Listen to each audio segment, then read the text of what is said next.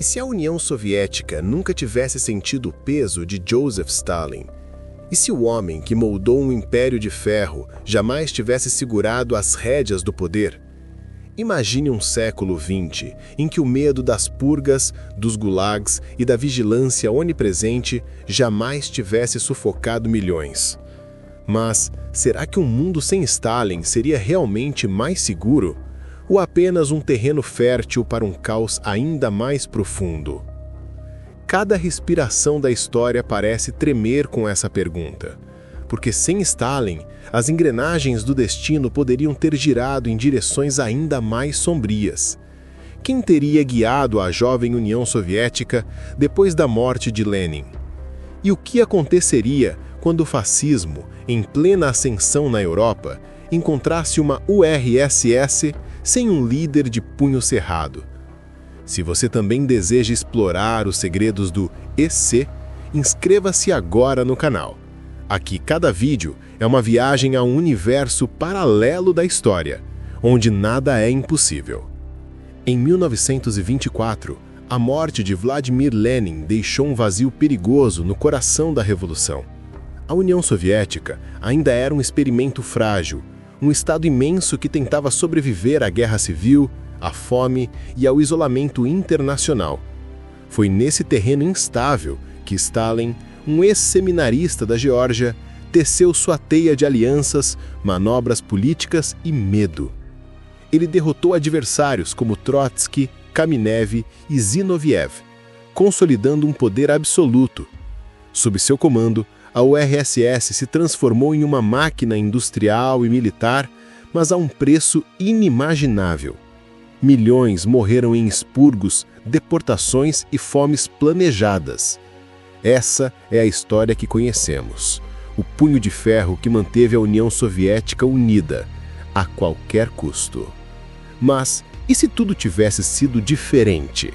Imagine que, no momento exato em que a disputa pelo poder se intensificava, Stalin fosse afastado. Talvez uma doença súbita, uma conspiração bem-sucedida, ou até mesmo uma escolha do Comitê Central que favorecesse outro nome, Leon Trotsky, com sua visão de revolução permanente, ou até mesmo Nikolai Bukharin, defensor de uma economia mais gradual. Sem Stalin, o terror das purgas nunca aconteceria do mesmo modo. Mas o que isso significaria para a coesão da URSS? Sem o medo a manter as repúblicas unidas, a própria federação poderia rachar. A Alemanha nazista encontraria um adversário mais frágil? Ou um rival mais ousado e imprevisível? A tensão cresce, porque a ausência de Stalin não garante paz, apenas incerteza. E se, em vez de um Estado centralizado e rígido, surgisse uma URSS plural, governada por múltiplas vozes revolucionárias? Pode soar como esperança, mas múltiplas vozes significam múltiplos rumos, múltiplas ambições e, possivelmente, múltiplas guerras internas. A ideologia que prometia libertar o proletariado poderia se diluir em disputas sem fim. Ou, paradoxalmente, poderia gerar um bloco ainda mais fanático, sedento por provar que o socialismo não fracassaria. Agora, imagine a Europa observando esse gigante instável. Hitler, percebendo rachaduras, poderia avançar mais cedo, mais rápido. Ou, ao contrário, uma URSS liderada por Trotsky poderia exportar revoluções armadas para toda a Europa, incendiando Paris, Berlim, Londres. O tabuleiro da Segunda Guerra Mundial já não seria o mesmo. O que para muitos parece a promessa de um futuro mais humano, pode se revelar um abismo ainda mais profundo.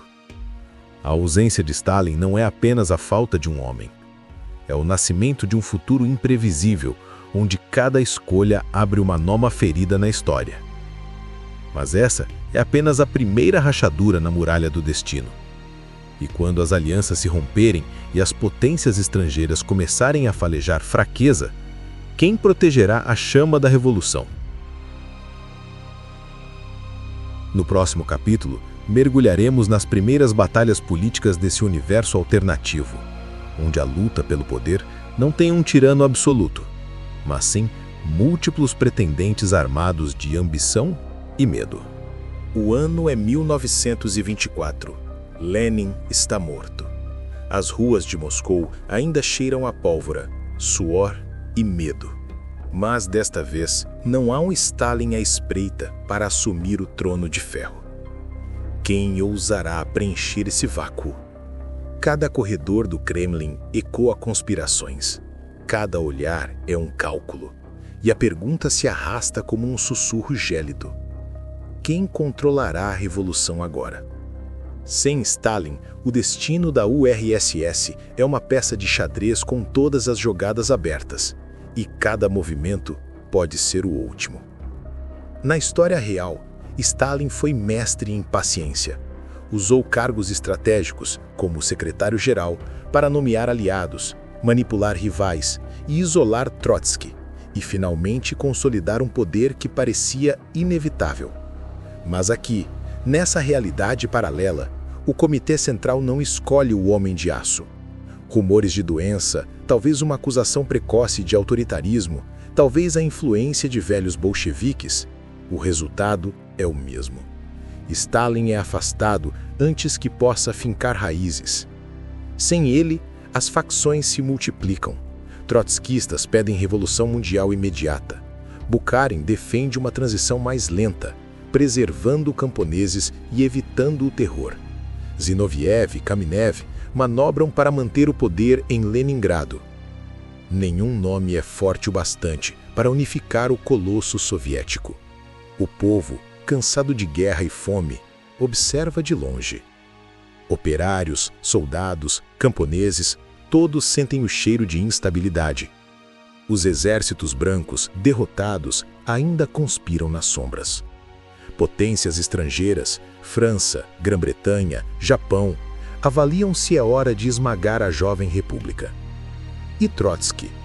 Ele sabe que sem ação rápida, a chama da revolução pode se apagar, mas suas ideias de exportar revolução assustam aliados e inimigos. Será que uma URSS liderada por Trotsky sobreviveria ou mergulharia em guerras externas antes de se fortalecer? Cada discurso inflamado é um fósforo aceso num depósito de pólvora. Quando tudo parece caminhar para uma lenta fragmentação, surge uma ousada jogada: um conselho coletivo de liderança. Em vez de um único líder, a URSS cria um triunvirato provisório: Trotsky, Bukharin e Zinoviev. Uma democracia revolucionária ou apenas um prelúdio para um massacre ainda maior? Trotsky aceita relutante, mas já planeja seus próximos passos. Bukharin teme que a revolução permanente destrua a economia. Zinoviev sonha em dominar Leningrado como uma cidade-estado. As vozes se chocam, as agendas se sabotam, e cada dia de divisão é um convite para inimigos externos. A jovem União Soviética transforma-se em um campo minado de intrigas. Cartazes de propaganda tentam esconder o caos, mas as fábricas param. Greves surgem em Kiev, revoltas em Baku. O exército, sem um comando central, começa a se fragmentar. E lá fora, a Alemanha de Weimar observa, ainda humilhada pelo Tratado de Versalhes. Alguns oficiais sonham em um ataque preventivo ao leste, antes que a Rússia Vermelha se recomponha. É o início de um jogo de predadores. A pergunta já não é se a URSS sobreviverá, mas por quanto tempo? As engrenagens do destino giram em silêncio. Dentro das salas enfumaçadas de Moscou, alianças se formam e se quebram em questão de horas. E quando a primeira bala for disparada, não haverá volta. Na próxima parte, veremos como as primeiras fissuras internas transformam-se em fraturas sangrentas e como um mundo sem Stalin pode encontrar demônios ainda mais implacáveis. Moscou, 1926. As luzes das fábricas vacilam como velas ao vento. O conselho coletivo que prometia estabilidade agora é apenas um mosaico de desconfiança. E se, no lugar de um punho de ferro, a União Soviética fosse guiada por mãos trêmulas? Cada decisão é um duelo. Cada reunião, um campo de batalha silencioso. Mas ninguém fora das paredes do Kremlin pode imaginar o quão perto está a primeira faísca de uma guerra fratricida. Na linha do tempo real, Stalin já teria eliminado adversários, imposto planos quinquenais e forjado um império industrial. Mas aqui, as divergências ideológicas se aprofundam. Trotsky insiste: a revolução mundial é urgente. Bukharin, pragmático, defende concessões ao campesinato e à pequena propriedade. Zinoviev oscila entre ambos, temendo perder poder em Leningrado. Cada facção se comunica com seus próprios jornais e sindicatos. A ideia de um partido unido, o coração do bolchevismo, começa a se dissolver. Nas ruas, a fome volta a crescer. As promessas de eletrificação e prosperidade se perdem em discursos intermináveis. Em Kiev, multidões exigem mais autonomia.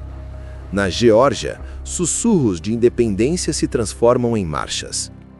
O Exército Vermelho, sem um líder absoluto, divide-se em lealdades regionais. Generais juram fidelidade a Trotsky, mas outros preferem Bukharin, esperando uma economia menos brutal. A revolução que prometia libertação agora ameaça devorar seus próprios filhos. E no Ocidente? Diplomatas britânicos e franceses, que antes temiam Stalin, agora veem oportunidade. Se a URSS cair em guerra civil, o comunismo pode morrer antes de florescer. Mas, e se essas mesmas potências forem arrastadas para um conflito ainda maior? Quando o Conselho se reúne para aprovar um novo plano econômico, a sessão vira caos. Trotsky denuncia Bukharin como sepultureiro da revolução. Bukharin responde acusando Trotsky de ser um general sem exército. Zinoviev, acuado, ameaça revelar cartas secretas que poderiam incriminar ambos. No dia seguinte, jornais clandestinos espalham rumores: golpe iminente em Moscou. A paranoia cresce. Patrulhas armadas rondam a cidade. Cada esquina parece esconder um espião. Numa noite gelada de novembro, tiros ecoam perto do Kremlin. Um comboio de guardas leais a Trotsky é emboscado por soldados de uma milícia pró-Bukharin. O sangue congela nas calçadas. A guerra civil que tantos temiam, enfim desperta. O conselho dissolve-se. Cidades-chave, Petrogrado, Kiev, Minsk, declaram lealdades diferentes. É o início de um novo tipo de revolução. Vermelhos contra vermelhos. As promessas de um socialismo sem tiranos se desfazem em pólvora. E enquanto o coração da Rússia arde, velhos inimigos espreitam nas fronteiras. Na próxima parte, veremos como essa guerra civil dentro da Revolução abre as portas para potências estrangeiras e como o vazio deixado pela ausência de Stalin se transforma em um convite para invasores que ninguém esperava. Inverno de 1927. A neve cobre Moscou, mas não silencia o som dos canhões. A Guerra Civil Vermelha já não é um segredo. É um grito que atravessa fronteiras. E se diante desse caos, o Ocidente decidisse que a hora de atacar a URSS havia chegado? Cada fronteira soviética agora é uma porta entreaberta para inimigos antigos. E cada amanhecer traz rumores de exércitos estrangeiros marchando no escuro. Ninguém percebe, mas as chamas da revolução começam a iluminar o caminho de novos predadores. Sem Stalin, não existe o terror que mantinha as repúblicas unidas pela força. O triunvirato já é passado. Trotsky mantém controle precário de Moscou. Bukharin domina parte do sul. E Zinoviev, acuado, tenta manter Leningrado independente. Essa fragmentação ecoa além das fronteiras. A Polônia, humilhada anos antes na guerra contra os bolcheviques, sonha em recuperar territórios perdidos. A Grã-Bretanha e a França, antes temerosas do poder soviético, veem agora uma chance de sufocar o comunismo. Até o Japão, do outro lado do mundo, estuda como avançar sobre a Sibéria, rica em recursos. As tropas de Trotsky mal conseguem manter a ordem em Moscou. Os estoques de alimentos diminuem, trens são saqueados, as fábricas fecham uma a uma. Enquanto isso, relatórios secretos chegam à mesa dos líderes europeus. A Rússia está de joelhos. Se quisermos esmagar o comunismo, a hora é agora. Em Varsóvia, generais poloneses traçam planos para um avanço rápido em direção a Minsk e Kiev. Em Paris, diplomatas cochicham sobre uma coalizão internacional. Mas a maior ameaça surge no silêncio do leste. O Japão movimenta tropas em Vladivostok, pronto para cortar a Sibéria do resto do território. Trotsky, cercado e sem apoio unificado, enfrenta um dilema: lutar em várias frentes ou negociar com potências que sempre odiou. No início da primavera, a Polônia lança seu ataque. Colunas de soldados cruzam a fronteira em plena madrugada, amparadas por aviões franceses. Vilarejos caem sem resistência. Trotsky recebe notícias em meio ao caos. O que resta do Exército Vermelho se vê obrigado a recuar. Ao mesmo tempo, navios de guerra britânicos ancoram no Mar Báltico para proteger rotas comerciais, mas todos sabem o real objetivo: intimidar Leningrado. O Japão ocupa portos siberianos, alegrando manter a ordem. O sonho de uma revolução mundial de Trotsky se transforma em pesadelo. Ele percebe que sem uma liderança central forte, a URSS não é apenas vulnerável, é um convite aberto à invasão. Moscou se enche de boatos.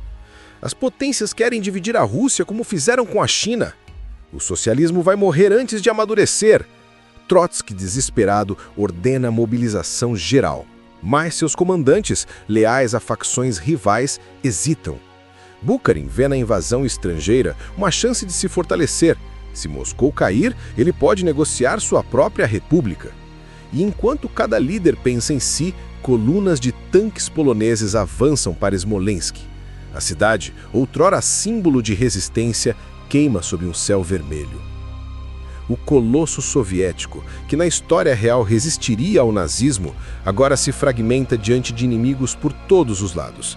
Sem Stalin, a URSS corre o risco de ser apagada do mapa antes mesmo de completar uma década.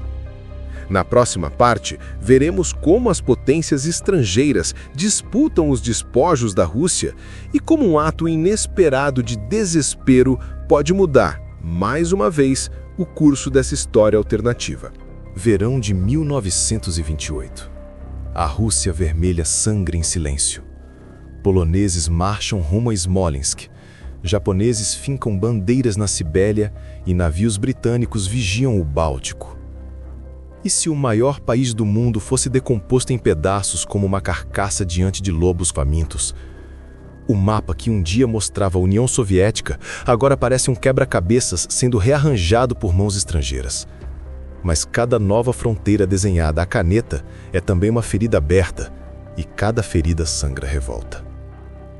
Na história real, Stalin consolidou o poder, industrializou a URSS e ergueu um escudo de aço que décadas depois enfrentaria Hitler. Sem ele, o território soviético se transforma em terreno de caça para potências rivais. A Polônia ocupa a Bielorrússia Ocidental, o Japão estabelece um governo provisório em Vladivostok e avança pelo Amur. A Grã-Bretanha e a França, disfarçadas de protetoras da democracia, fornecem armas e crédito para qualquer facção que possa conter o comunismo. Enquanto isso, a Alemanha de Weimar observa, ainda marcada pela derrota na Primeira Guerra. Alguns generais sonham em recuperar as terras perdidas na Prússia Oriental, outros temem que a partilha da Rússia fortaleça seus vizinhos. Trotsky, sitiado em Moscou, assiste ao país se despedaçar. Seu exército mal consegue manter a capital. Os trilhos ferroviários estão destruídos, o combustível escasso. Ele envia telegramas desesperados para Bukharin em Kiev e Zinoviev em Leningrado. Unidade ou extinção. Mas as respostas chegam frias. Negociaremos por nossa conta. Bukharin busca apoio da Alemanha, prometendo grãos em troca de armas. Zinoviev tenta um pacto secreto com a Grã-Bretanha para proteger Leningrado. Cada líder pensa em salvar sua cidade, não a revolução. E o povo? Fome, doenças, execuções sumárias. Vilas inteiras desaparecem entre invasões e saques. A bandeira vermelha, antes símbolo de esperança, é agora apenas um pano desbotado balançando ao vento. Quando tudo parece perdido, um evento inesperado abala o tabuleiro. Na Alemanha, um político obscuro chamado Adolf Hitler, que na linha do tempo real ainda tateia pelo poder, vê na Rússia dividida uma oportunidade única. Ele proclama que a Alemanha precisa de Lebensraum, espaço vital, e que a Sibéria, enfraquecida, é a chave. De repente, o Ocidente percebe o perigo. Se Hitler avançar para o leste, toda a partilha pode ruir. França e Grã-Bretanha, antes tão dispostas a cortar a Rússia em pedaços, temem agora criar um monstro ainda maior. Um dilema surge: continuar a enfraquecer a Rússia, permitindo que a Alemanha se fortaleça? Ou recuar e permitir que algum governo soviético se restabeleça para conter o novo inimigo? Em Londres e Paris, debates febris. Em Varsóvia, generais poloneses se inquietam. A sombra alemã cresce a cada discurso. Em Moscou, Trotsky vê uma centelha de esperança. Talvez o medo de Hitler obrigue o Ocidente a negociar. Mas a esperança tem gosto de veneno. Porque qualquer aliança com o inimigo pode custar a alma da revolução. O gigante russo está em pedaços, mas seu tamanho continua a atrair ambição e medo. E no horizonte, a figura de Hitler ameaça mudar todas as alianças, todos os planos, todos os destinos.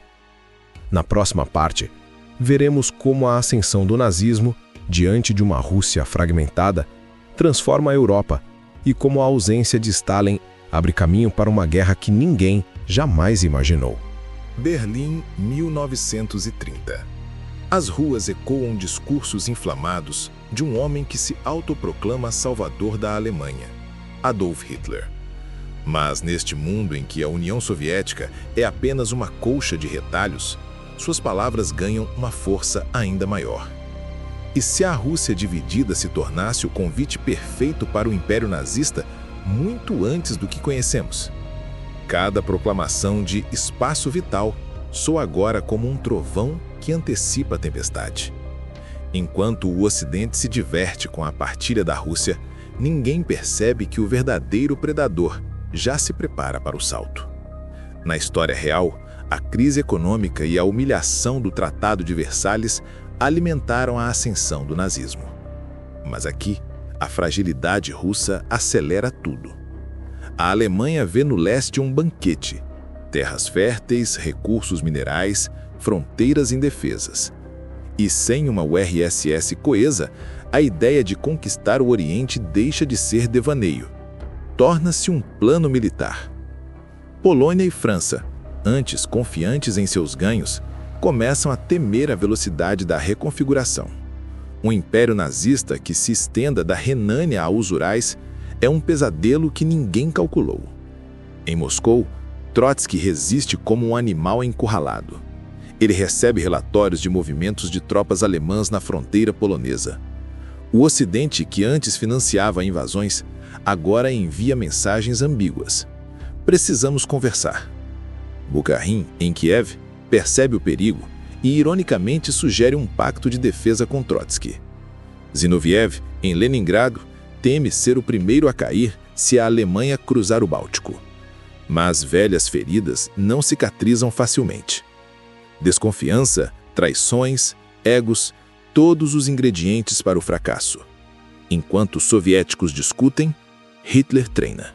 Paris e Londres, alarmadas, tentam reagir. Mas suas próprias economias, ainda presas à Grande Depressão, dificultam qualquer intervenção rápida. Para Trotsky, a situação é um dilema cruel. Unir-se a Bukharin e Zinoviev para enfrentar o nazismo significa aceitar concessões que matariam o ideal revolucionário. Resistir sozinho é suicídio. Finalmente, um pacto inesperado surge. Trotsky envia emissários a Leningrado e Kiev com uma mensagem curta: ou morremos separados ou sobrevivemos juntos. Após dias de negociações tensas, uma aliança frágil é selada. As antigas facções vermelhas unem forças pela primeira vez em anos. Mas é tarde demais? Enquanto Moscou prepara trincheiras, a Wehrmacht já se aproxima de Smolensk. A Europa observa atônita. O que antes era um plano de contenção ao comunismo se transforma em medo de um novo império germânico que ninguém poderá deter. As chamas da guerra se espalham mais rápido do que qualquer ideologia. E, ironicamente, é a ameaça nazista que devolve à Rússia o que Stalin teria imposto com terror: unidade pelo medo. Na próxima parte, veremos como a aliança improvável entre Trotsky, Bukharin e Zinoviev tenta conter a avalanche nazista, e como essa guerra antecipada pode mudar para sempre o destino do século XX. Moscou, início de 1932. O ar cheira a fumaça e pólvora, mas também há algo mais raro: cooperação. Quem diria que Trotsky, Bukharin e Zinoviev, rivais amargos, cúmplices de uma guerra fratricida, estariam agora lado a lado? E se a ameaça nazista fosse tão devastadora que transformasse inimigos jurados em irmãos de batalha? Essa união, nascida do desespero, pode salvar a Rússia ou enterrá-la de vez. Mas cada pacto tem um preço, e cada decisão arrisca não apenas vidas, mas a própria essência da revolução. Na linha do tempo real, Stalin consolidara o poder e preparava a URSS para enfrentar Hitler anos depois. Aqui, sem o Homem de Aço, a Rússia chega a 1932 em pedaços. A invasão alemã, mais precoce e ousada, forçou as facções soviéticas a uma escolha impossível: continuar a guerra interna e ver o nazismo devorar a pátria, ou unir forças e arriscar a própria ideologia. Trotsky envia a mensagem decisiva: não lutamos por mim, nem por vocês. Lutamos para que a Rússia exista amanhã. Bukharin aceita, temendo que a Alemanha transforme Kiev em colônia. Zinoviev, pressionado pela proximidade da Wehrmacht, abandona hesitações. Assim nasce o Comitê de Defesa Popular, uma aliança improvável. Mas a união é frágil como gelo fino. Generais desconfiam uns dos outros. Milícias regionais obedecem mais a líderes locais do que ao Comitê Central. Cada reunião é um duelo velado. Trotsky exige ofensivas rápidas. Bukharin insiste em proteger grãos e rotas de suprimento. Zinoviev teme perder Leningrado e exige prioridade no norte. Enquanto isso, a Alemanha avança. Smolensk cai. Vilarejos são queimados como avisos. Relatos de execuções em massa alimentam o ódio, mas também o medo. O povo exausto de anos de guerra civil se pergunta se essa nova união é apenas mais um capítulo de sofrimento. Surge então um gesto inesperado.